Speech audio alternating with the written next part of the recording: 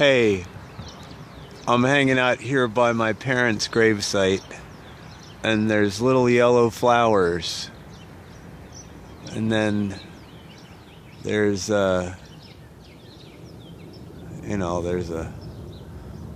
hole in the ground over there, and a stone, and that would be Dad's ashes by the stone and Mom's internment right there in beautiful downtown Hudenfeld, New Jersey, underneath of the amazing, incredible, spectacular sycamore tree. Really something else, this tree. Branches like arms. And this morning, I felt called to come down here, get the parental graves in the background. I've been sitting here kind of watching over that site where my parents' bones and dust are.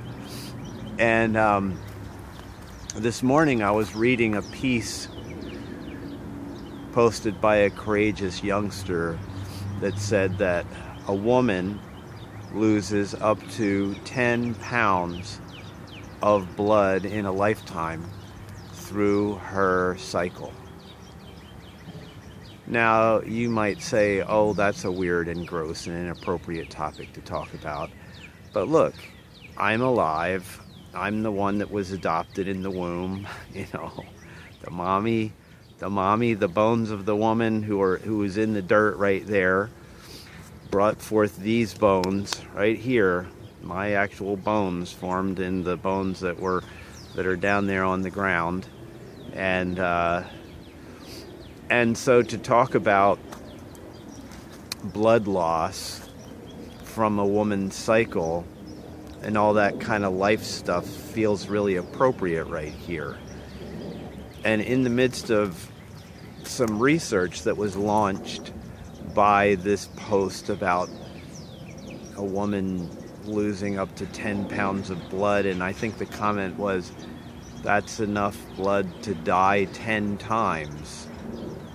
And women are heavy metal.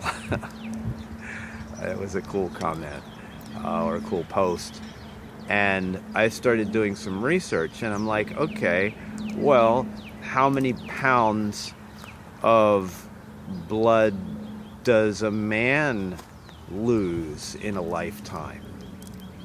And it was fascinating because in a couple of medical studies it says there is no way to honorably come up with an evaluation on that. And I remember the shock of sitting down with a Jewish guy after years of pretty casual attitudes towards pleasure and stuff.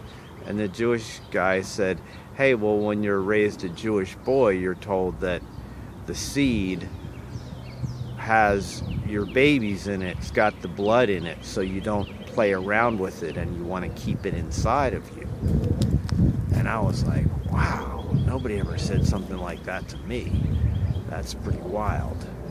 So it stung my conscience. I remember when I heard it, it kind of stung my conscience, and it gave me a feeling of the same feeling that I've gotten over and over again of like, I was robbed. How come they didn't tell me something like that? Like, that kind of puts things in a different perspective, a different light. So here I am talking to you as a male human being. I mean, I'm a soul, and my soul is going to continue when this physical body is dead. My soul will be 100% alive, and I will be interacting with the spirit referred to as Yahweh.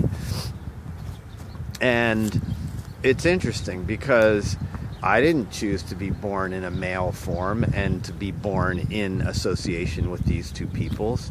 I mean, we're stuck into our genders and our lives. And as I was walking here, something bubbled up in me from the Holy Spirit. Think about this. Parents who are dissatisfied with God will likely raise children who are dissatisfied even with the limitations of their gender. If there's something in reality that you're in denial on, if you're in denial about something that is real, and I'm talking about, the designing spirit, if you're in denial about something that's real, you're in a rough spot. And if you can figure out how to force things around to try to pretend or masquerade that what is real is not real, then you're going to have to work extra hard to do stuff.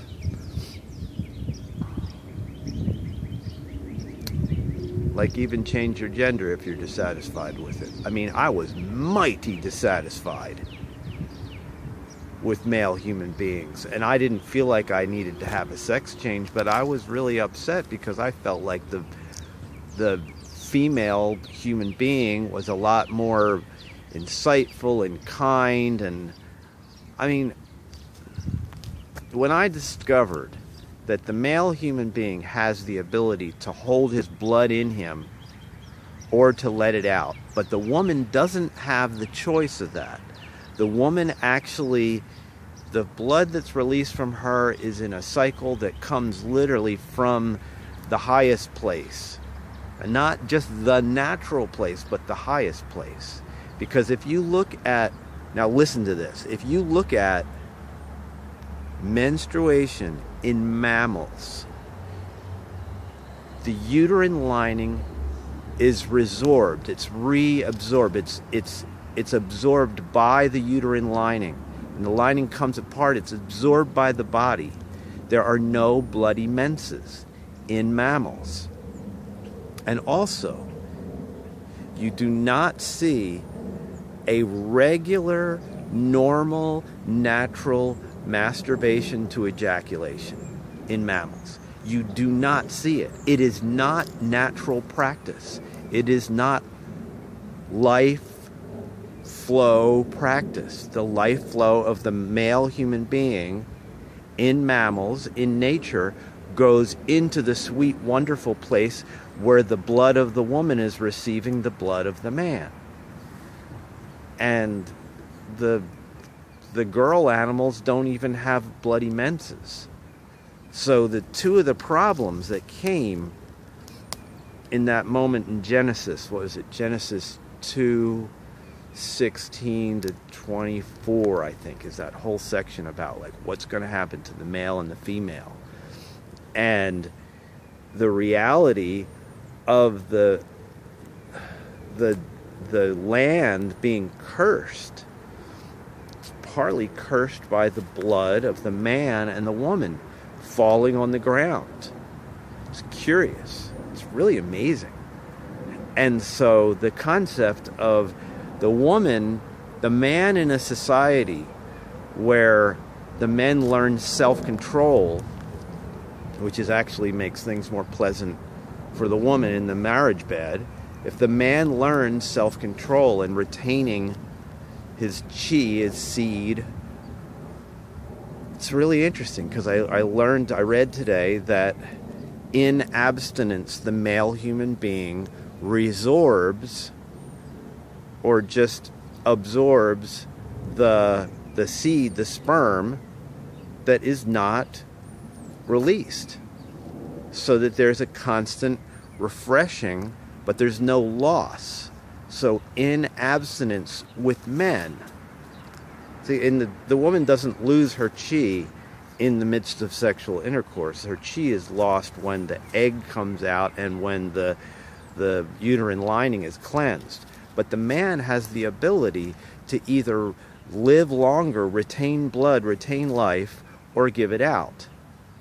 And it's a win-win situation, because when he's giving it out to the woman in covenant with the flow, he receives the blessing and the encouragement, the regular blessing and encouragement.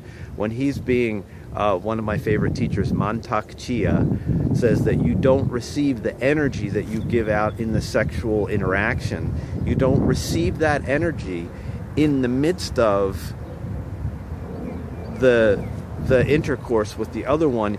You receive that energy back when that person is the one person in the world that's kind to you when you're being a fool. That's the person who knows, well, I have to stay stuck to this one because this is the one who I'm one flesh with and the one who I enjoy, and therefore you get the energy of sexual pleasure back when that one person is the one that finds you and picks you up, and that's their responsibility.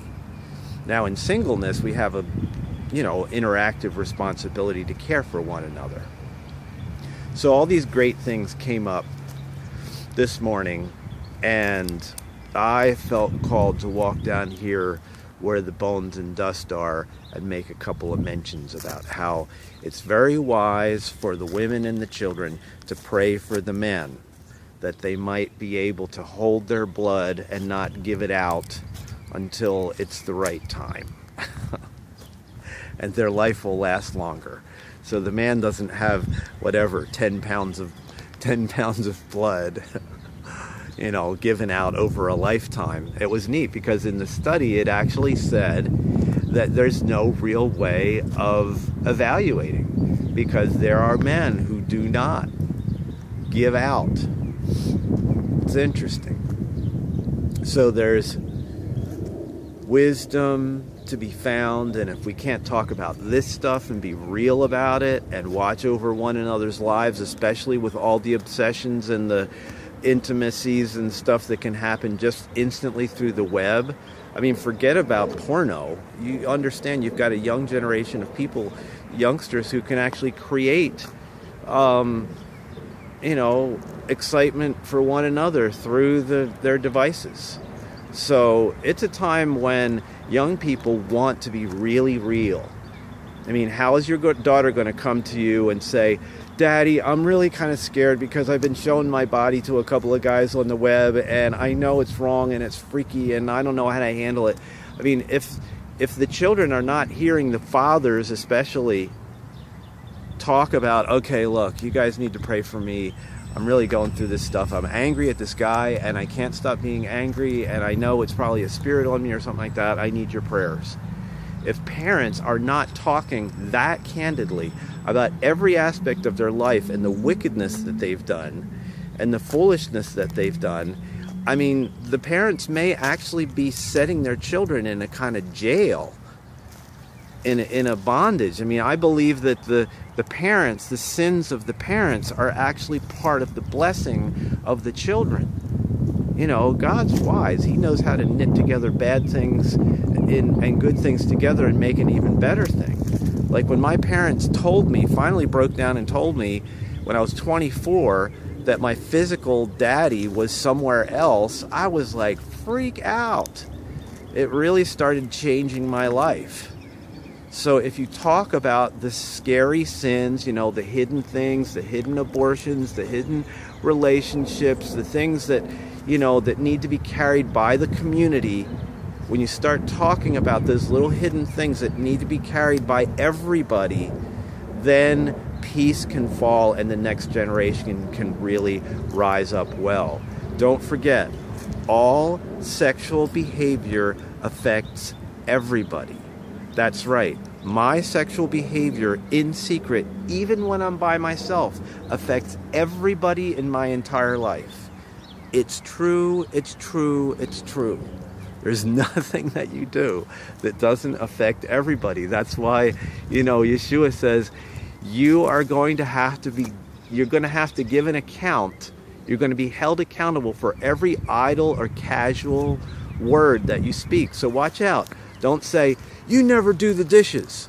Because if that person has done the dishes 5 times in the past month, That word never is a lie, and you're going to be held accountable for a casual word. Remember, we don't die. These physical bodies die, but our souls, the soul that's speaking to you, is going to continue to be alive. Hello from Alfred and Audrey's bone resting place.